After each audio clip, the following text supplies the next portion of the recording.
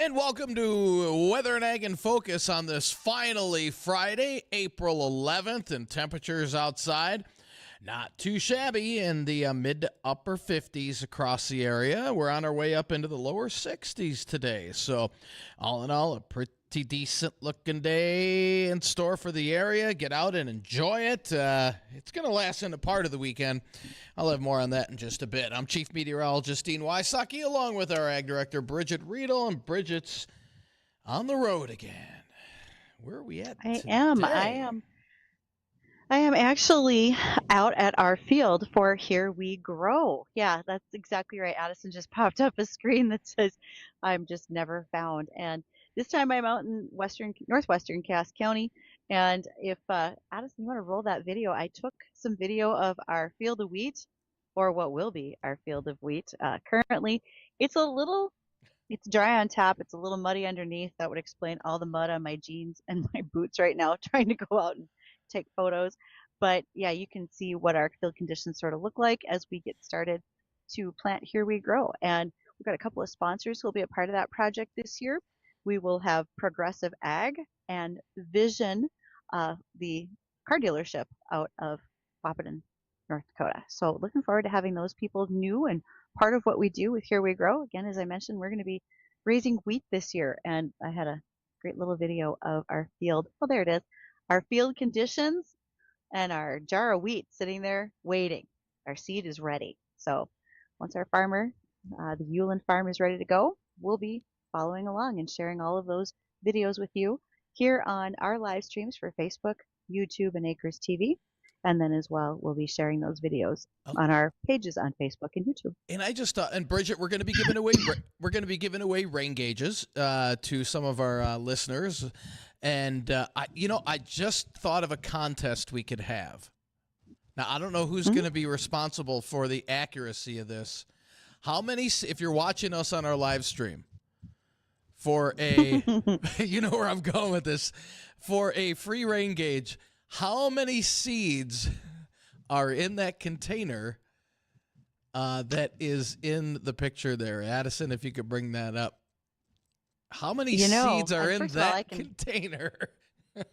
I can post that video on our Facebook page, but you do realize if you want it to be accurate, you're counting the wheat kernels in the jar. This is a team effort.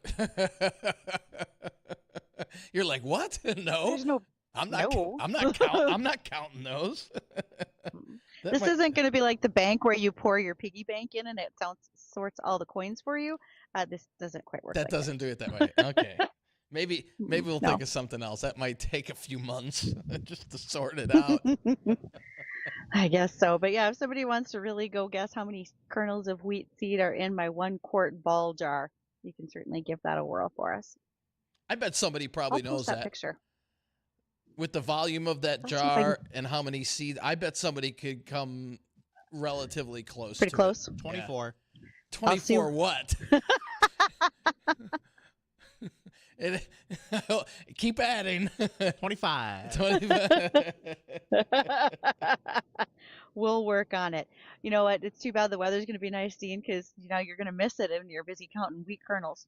Yeah, right. I know. And we do have some very nice weather out there this afternoon, as we've got generally sunny skies. There's a few fair weather clouds mixed in, but all in all, a really nice afternoon out there with temperatures topping out in the low 60s this afternoon with those south winds about 10 to 20. Tonight, a few clouds with a low near 40, and Saturday looks even warmer, with highs in the upper 60s, mid to upper 60s.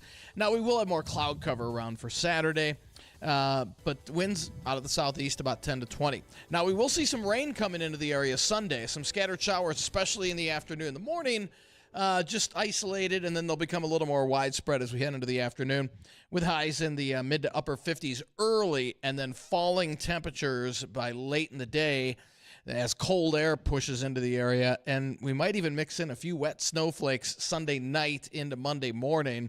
Don't worry, nothing going to accumulate, but highs only in the 40s Monday and Tuesday of next week.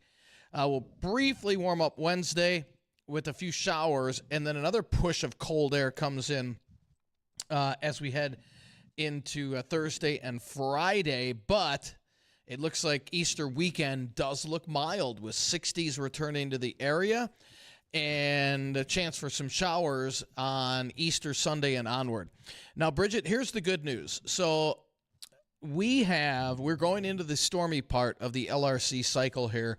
Coming up Easter and onward. So from Easter Sunday through the end of the month, we've got about 2 or 3 storm systems that are going to roll through the area. That's great news. What's great news about it is much of the area, much of the state is going to see some much-needed precip. And in fact, we're seeing some 10 to 14-day rainfall totals out west, which are the areas that need it the most. Anywhere between 1 and 2 inches. I think 2 inches might be a little optimistic, but even if we can squeeze an inch to an inch and a quarter over the next couple of weeks out there, that's going to be great news. With the dry, just the fire hazards they have out there, everything is just tinder dry out there, and this is great news as we head towards the end of the month for much of the state.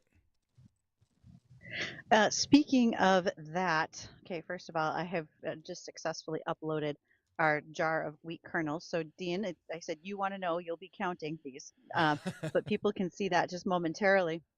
Actually, just a little while ago, and I can probably send this picture to Addison, too. I can send you what the fire danger index is. And literally, it starts on a line of the counties Burley and Ward. So that is Bismarck to Minot and goes completely west to Montana. The central part of the state is in a slightly lower fire danger index. Where we're at, we're probably in fair shape right now, but that can change very quickly. And if we start to pick up some substantial winds, that does have a tendency to dry us out real fast and change our conditions. Yeah, no so doubt. Be aware of those. We know people like to burn things. I'm not opposed to it myself, but got to be careful. And there you go. I just sent that fire danger photo to Addison so he can use that here later in our show as well. Perfect. It's a multitasking maniac situation in this field, Dean, but I don't get lunch till like 2:30 today. So if anybody's driving by and wants to toss me a burger and onion rings, right here, I'm all ready. That sounds good.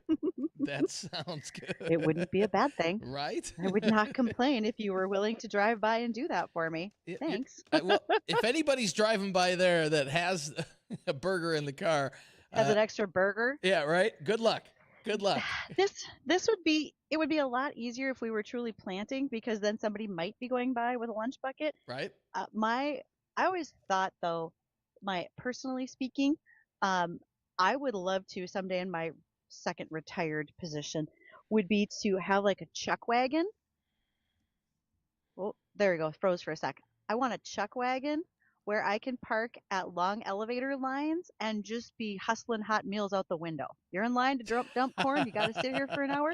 Great. How do you feel about meatloaf and mashed potatoes? Oh, see, you might be onto something there. That's what I would do. You might be onto something. Well, there. Nobody said Mama raised a dummy. Right. I got this one. So, yeah, absolutely.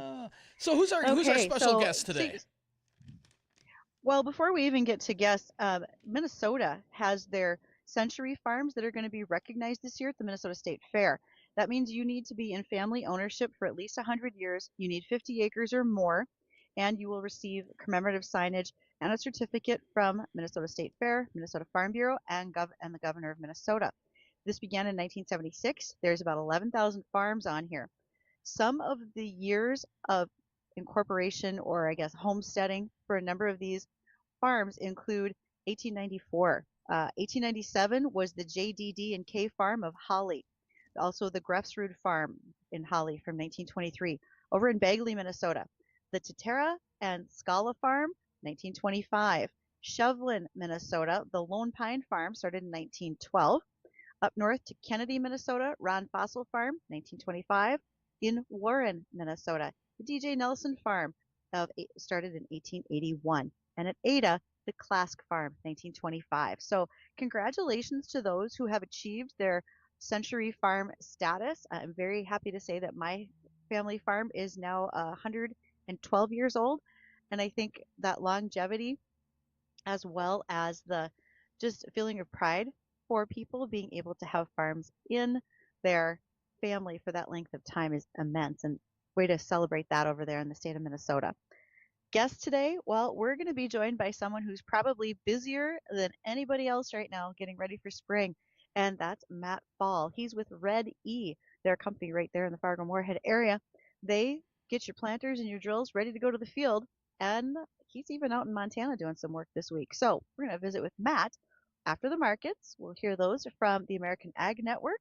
So when we return, let's talk about getting those planters ready for spring, folks. It's going to be a busy one.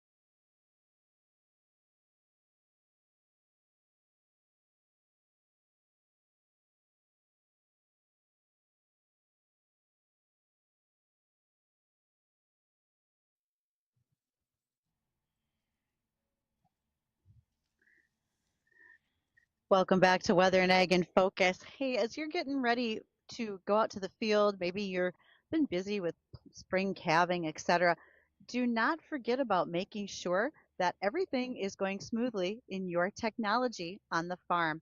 You're going to want to make sure that you give Chris Sherman a call at Tech Support Farm. Chris does an outstanding job of follow-up, making sure that you are covered for 24/7. And it's not just making sure that the internet runs. In my case, if you have to send sensitive documents back and forth to an accountant, an insurance agent, or anybody else, you want to make sure that no one is following those, creeping on them, or attaching ransomware to things. So give Chris a call. Again, he is with techsupportfarm.com.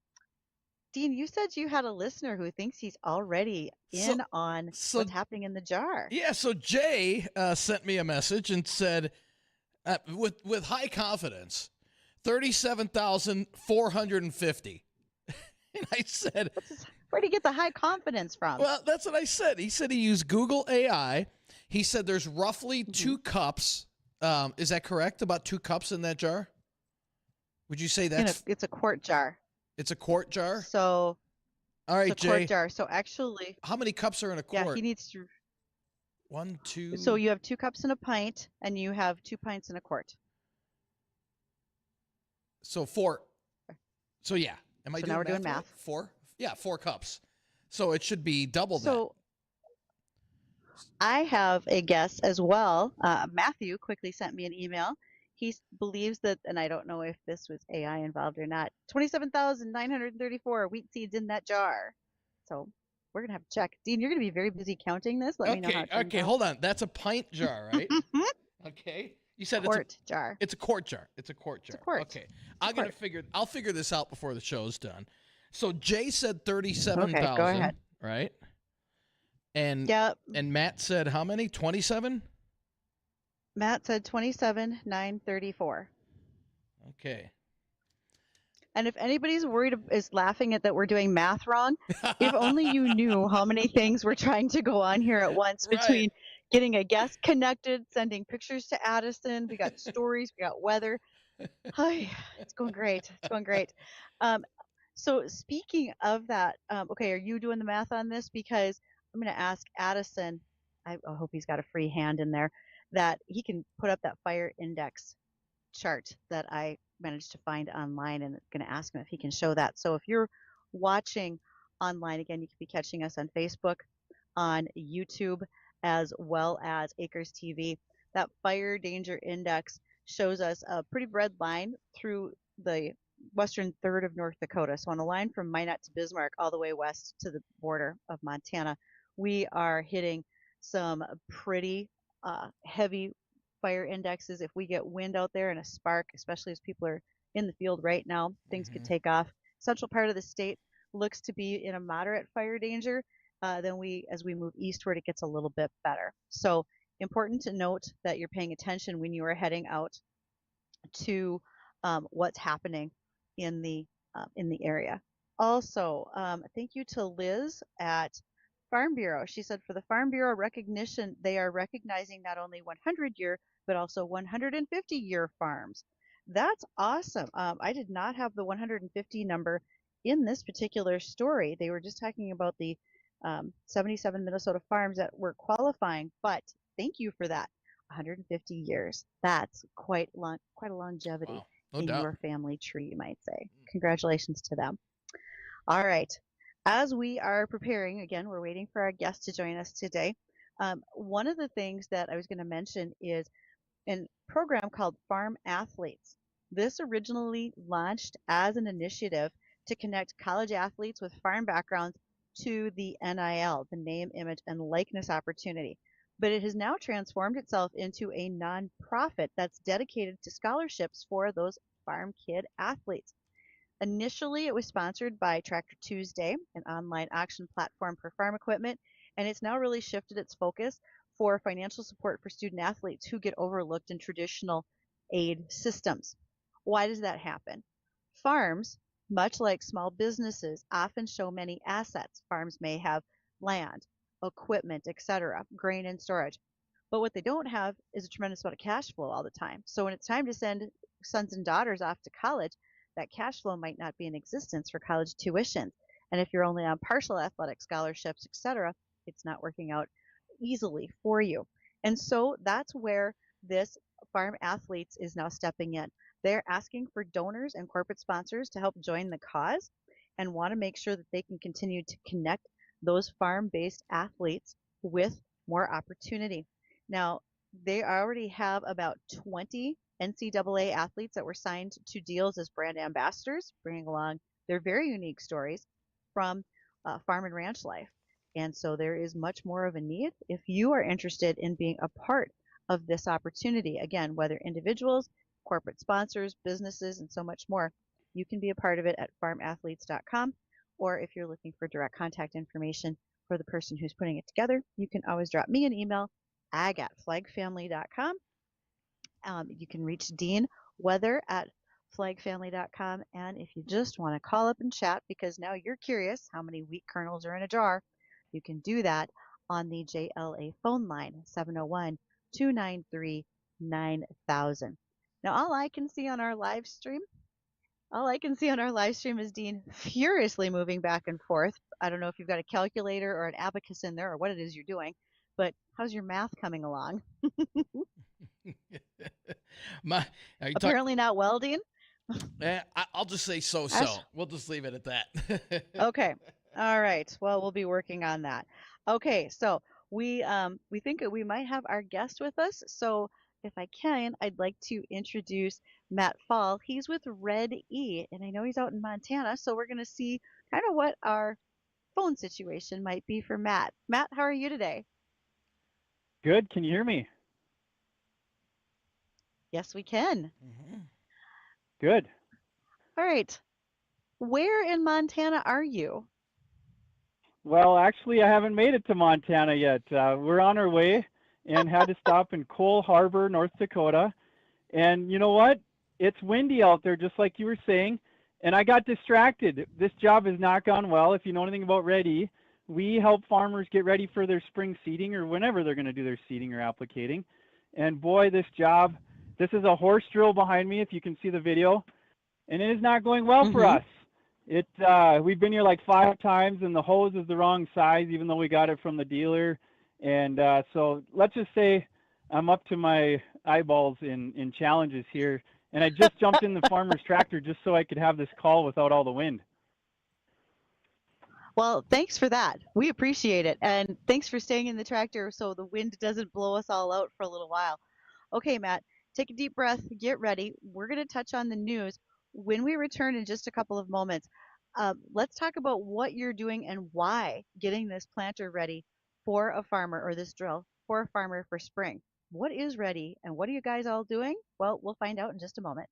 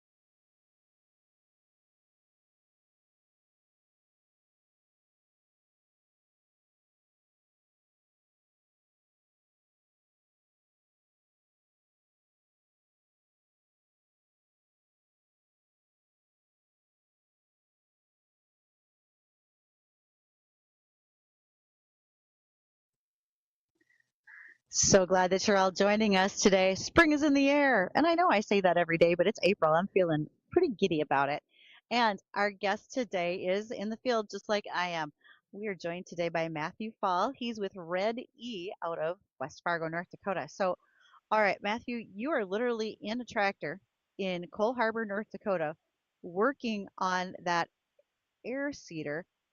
Why? What's going on? What does Red E do for farmers in the field in a situation where you're in today? Yeah, normally I would love this view that I'm showing you if you can see my video, but I would like it to be in the field. We actually are doing a lot of the work before it gets to the field. So we're making sure that air seeders in particular are up to snuff, that they're performing at their top-notch condition if you let us help you do that. And we're doing that through good parts, great parts. A lot of them are our own design. And sometimes we outsource to other companies. We're like a dealer for other products that are already out there. And so that we can provide a one-stop shop, a whole package deal for a lot of those air seeders out in our area. And then we also provide services. So we put it on for you should you need that assistance, which, you know what? Labor shortages are real, and everybody needs more help or good help. And sometimes you just don't have the time or you don't want to risk something going wrong when you're doing the install yourself. So that's where we come in. Okay, so I've been making several notes here as we've been talking. So, first of all, what are some of the most common problems that you get a call for? Is it because someone traded and they're unfamiliar with this piece of equipment, so they're asking for your expertise to make things work smoothly, or they're talking about wear parts and they need your expertise in just kind of rebuilding what they've got? What do you see going on? Definitely on the parts side. So people could be people who have who've had this equipment for a lot of years, could be 20 years even, and these machines can work just fine. You just got to maintain them. And so they're calling us for parts. They're asking us for questions on, you know what's going to be a part that or a solution that fixes this issue. They're probably calling us and asking us for on-site inspections. We come and do inspections. In fact, this seeder that's behind me, I got to be the one that did the inspection last fall. And I got some drone footage of them harvesting right after I did the inspection. And then our guys came out in the winter to do a hose job and to do some blockage systems, stainless steel on the cart. It went mostly good, but we just had an issue where I'm cleaning up some things as they're super busy. They have no time to even do anything else, even though they're working 60 to 80-hour weeks right now. So I'm cleaning up some things that they can't get to right now just to make sure guys can get in the field. Other questions that people call in about all the time is blockage systems. So people have blockage systems or they don't have them, and either they don't work or they don't have them. And they want to know that the product is getting to the ground. If you don't know and something happens, boy, that's a big mistake. That's a big issue, and you're not going to get your maximum yield, or you're going to have to go reseed. It's very costly. And Matt, how are you looking? And you might have said it. I just got into the studio here and just got in. How are you doing precip wise? I know a lot of the state we've been a little drier than normal, especially central going out west. How are your moisture conditions so far? Yeah, it's dry just about everywhere. Yeah. Some guys, like I was down in western South Dakota near West Riv there, and they stopped seeding. There was a guy that I was going to go and fly the drone and get some seeding footage. And right when I got there, he'd stopped seeding. He was done with that field. He's like, we're not going to go anymore because it's just not worth it till we get more moisture. Now, they'd gotten some rain that weekend, and so then I think they're going to go again. But I think that's a big concern. There's obviously that statement of put it in the dust and your bins will bust, and that has happened for guys. But I think everyone's optimistic to get out there and have another crack at it here, even if it is a bit dry right now. Yeah. Well, the good news is we use a forecasting model called the LRC, and it's been proven 70 to 90% accurate months in advance. And it is showing from Easter through about May 4th, well above, either at or well above normal precip across a lot of the state. So starting Easter Sunday and going through about May 3rd, May 4th, we're going to go into a pretty wet pattern across much of the state, which is good because most of the state does need moisture. That's for sure. Yep. So, Matthew, the work that you do with Red E, are you willing to work on pretty much any brands and types? Um, I don't know if you want to exclude anybody and say that one doesn't work really well, but like you said, you've got a horse cart behind you and maybe somebody else's tillage tool. What are the kinds of things that you see? On my social media right now, if you went to my stories, you would see a post that says, "Just say no to horse," working on horse drills. Oh no. That's my Oh thought right no. now. Obviously, we probably won't blacklist them. It's just a hose issue. For some reason, the primary hose, which is big, it's 5.5 inches in diameter. Try working with that, especially when it's cold. It's just Mhm. off by 1/8 of an inch. I mean, I just can't believe it. And so we're trying to get it to seal up here. Obviously, it's doable. It's just a lot of work. And we do a lot of John Deere's. That's probably our primary. And then a lot of Case IH too. And then, of course, the New Hollands, Case IH, New Holland. Mostly single disc drills. Now, behind me is a Horsch Panther, and it's a 60 Mhm. foot, I think it's 12-inch spacing, and it's a hoe drill. And so again, it's got the blockage system on it. It's got a lot of hose, whether it's secondary, primary hose. And then all these seeders have carts. And so we do stuff on the carts, whether this one's got some stainless steel metering components we put on, which is a great fix or a great add. And then also we added an air guard blockage prevention system. He was having issues with plugging up in his fertilizer.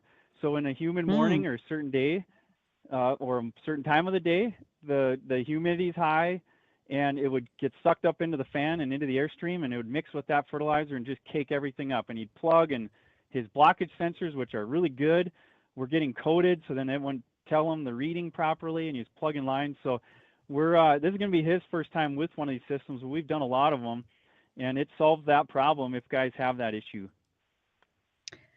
Okay, so right now, are you seeing folks that like your business has gone up quite a bit this spring because people are holding equipment longer, doing less trades, wanting to work with what they've got with replacement parts, etc.? Is that maybe the case for you?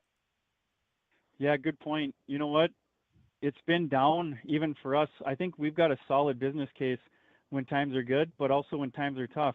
When times are tough, I think our value add is that much more. And I Yeah. think call it my desire, my wish for my company and what we do. I shouldn't say so much. What we want to do as a company and what our desire is to be a blessing to farmers and to help them keep farming. And so whether that's if you need a brand new piece of equipment with all the technology and the size and it does that for you, great. But boy, if you've got that 5, 10, 20, even older machine that's still going to do a great job, you just got to maintain it. We're here for you. We can do it for 20% of a brand new drill, completely restore it. Maybe it's half of a new drill if you deck it out and do everything, but it's a lot less than a brand new one. And so that's what we're doing for guys. I forgot to mention we also been getting into some Bourgeois. They're coming down a lot more.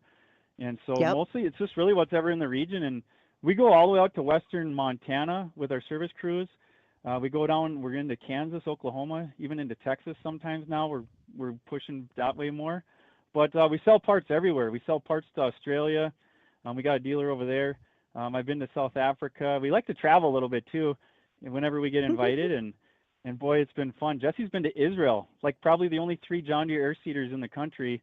He was there, and what's amazing, he was there just before, like maybe 6 months to a year before those attacks happened. He was 20 minutes or a couple miles from the border. Really scary. Good thing he wasn't Wow. there when that happened. Oh.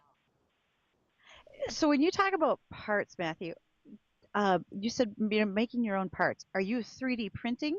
Do you have like cast iron manufacturing capabilities? What's that look like?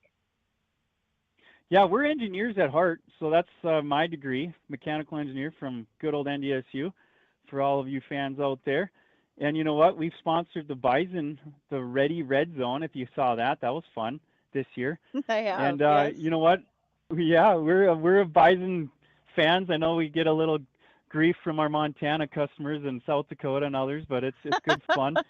But you know what? We do 3D print stuff. We don't 3D print stuff for production. We use it as a tool, as an engineering or prototype tool.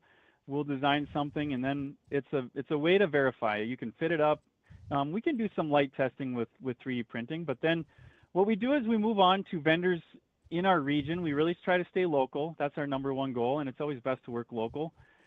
And we've got great shops around town, around the state, around the region, and then we reach out from there if we have to, that do anything from fabrication to we might source the casting somewhere, then send them out to a machine shop in Group in Valley City, North Dakota, for example. Great shop that machine.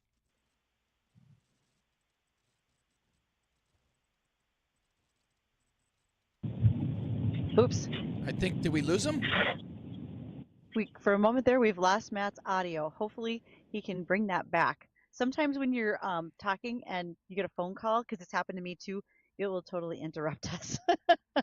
But for those of you who are listening, as we wait for Matt to be able to join us again, he was talking about being able to do parts locally, whether it's 3D printing, whether they're sending the castings out, they're getting machine work done in this region.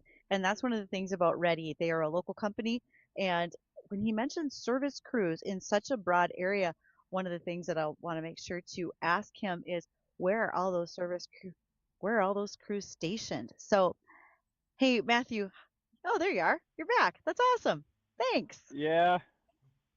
You might have had an issue okay. with Bluetooth jumping to the truck that just pulled up with my lunch. Oh, hey, do they have an extra burger? Because I'm seriously sitting in a field waiting for somebody to drive by with one for me. So, you know what? Okay. We just went into Cole Harbor, I think, and got it from a local cafe, so I'm sure it's awesome. That cafe out there is fantastic. Okay. You said local parts and service and so forth, and local service crews. How big a region are you covering? I mean, do you have service crews in Kansas, or you're sending people down there from North Dakota? You know what? We don't have people that are in other areas yet. We're trying to get a crew that's going to be, let's call it, based out of Kansas, and will service that area. Right now, everybody comes right out of Fargo. And if you can believe it, we've got guys that really value a 4-day week, and they will drive crazy hours, work crazy hours to make that happen. So a lot of times we're Monday through Thursday, still putting in 60 hours in that time. But if we have to, we go Friday. Like right now, they're working Friday. I think there's guys out going to be out all day today and then even tomorrow based on the schedule and how some jobs aren't going the best, like here, maybe. Are y'all booked all the way through spring? I mean, you've been doing all of these planter checks and so forth. Can you book any more in before the season breaks wide open, even on the eastern part of the state? We are booked for the next 2 weeks. It's when everybody obviously wants it done and they want to hit the field ready to go. But I wouldn't say that it's not possible. Certainly call and find out or get on the website, whatever. If maybe you don't start right away, or you're going to have a gap between your first crop and your next crop and you've got a window of time, that'd be great. Really, most guys are going to be looking at what are we going to do after seeding before we put it away.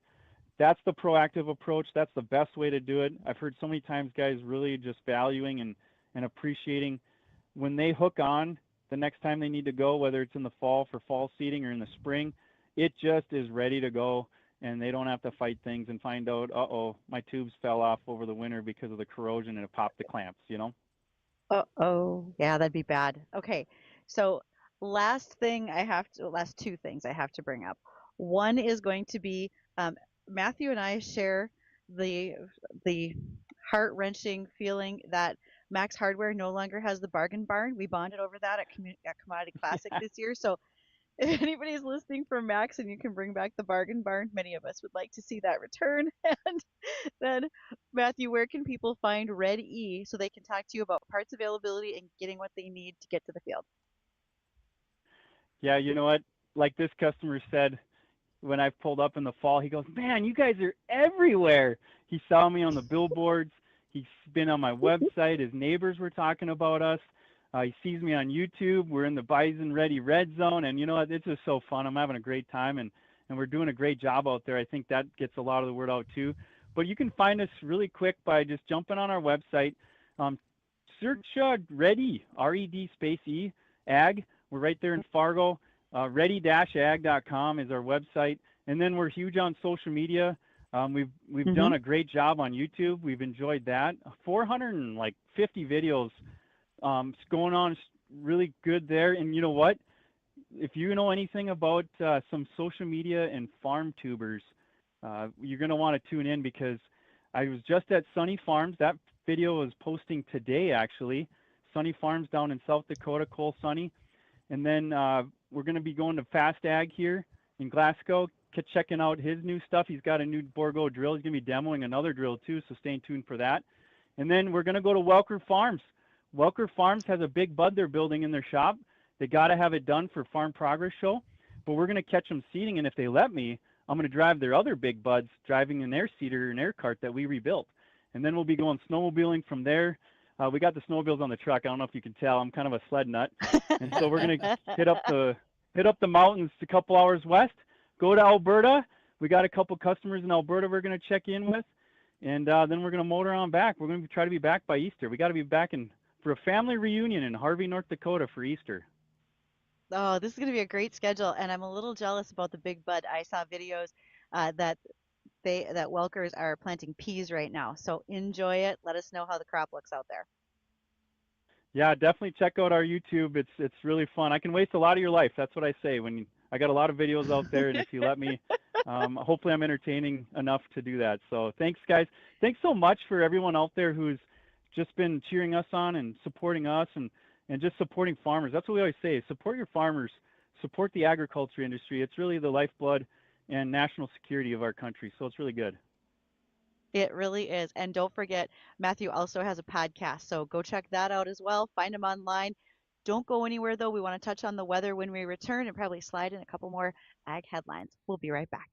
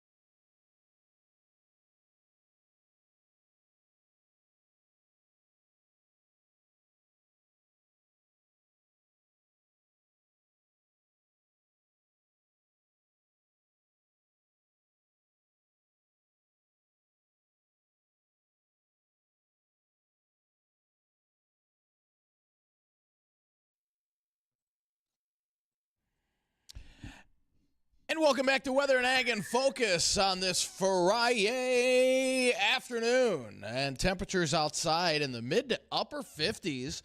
It's really going to be a nice day out there. A little breezy out of the south, about 10 to 20 or so. But, I mean, hey, for this time of the year, when we could be looking at snow instead and we're going to be in the lower 60s, I don't see one person complaining at all. So get out and enjoy it. Get out and enjoy it today. There'll be someone. They'll call. Oh, yeah. That's fine if they want to call and complain. Yeah. Right. Hey, I owe a snowplow business. I didn't get to make as much money this year. We need a couple more storms. Yeah, we'll get it next year. It happens. Yeah, we'll get it next year. Now, as one of my favorite podcasts would say, we're here for Midwest Murder, not Midwest Math. And so Dean and I are also not here for math. And so Matthew was kind enough to share how he came to his answer for how many seeds are in a jar. And this is a guy, he's earning a rain gauge over here. Okay. He said, okay, there are 37.7 quarts per bushel. And there are 1,040,000 seeds per bushel of wheat. That's how he got to his answer. Okay, hold on. Say that again. Oh, get your pen and paper out. I am. He said there are 37.7 quarts per bushel, because this is a quart jar. Okay. And then there are 1,040,000 seeds per bushel of wheat. I would like to adjust my guess from earlier. Your guess? 26. 26? 26 Have seeds? we had some other guesses, Addison, that you want to throw out there that people are giving? I would like to give a huge shout out to Steve in the YouTube chat. Hi, Steve. I really like his answer. He counted 11. I think he's going somewhere with that one. I like that.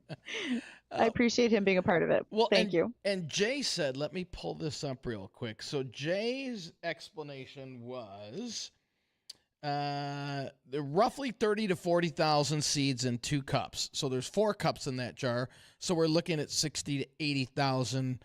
He said it looks like about 81,000. That's Jay's guess. Okay. I think me and Steve are closer. Yeah, I really don't think you. Maybe Saturday night after a few cocktails, you might think you're right, but oh, I think I'm right now. Yeah. Explains what's going on in the control room. Right. And what was the other guess? Okay, so he had 37 quarts per bushel, and 1 million seeds. 37.7. 37 point, and a little over 1 million seeds per bushel. So if you divide that down. Look, you keep doing that. Yeah, I'm just going to remind 100, folks that this would be a great intern project, and I'm going to I'll talk to our assistant ag director who'll be joining us very soon to see how they can do the math on this for us. So there you go. Thank you to everybody for listening. Pardon the chaos. If y'all only knew how many things go on during Weather and Ag in Focus, and some of it's even on air. So have a great rest of your day. Stay tuned for Jay Thomas. He's next.